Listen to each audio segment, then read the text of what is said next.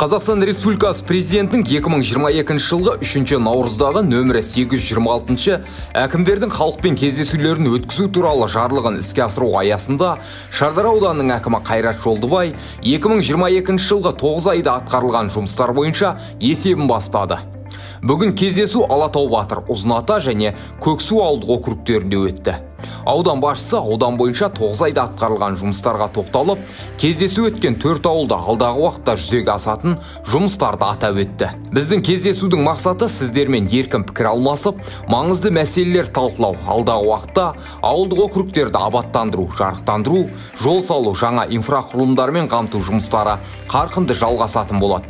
Біз үшін әрбір тұрғынның мәселесі маңызды, деді аудан басшысы. Есеп барысында тұрғын үй салуға жер беру, жол жөндеу, әлеуметтік дүкендер ашу, азық-түлік сапасын бақылау, ағын су тарифінің бағасы, жабық стадион салу сынды мәселелер көтеріліп, ұсыныстар айтылды. Сонымен қатар кездесулерден соң тұрғындарға жеке қабылдау өткізіліп, қосымша түсіндірме жұмыстары жүргізілді.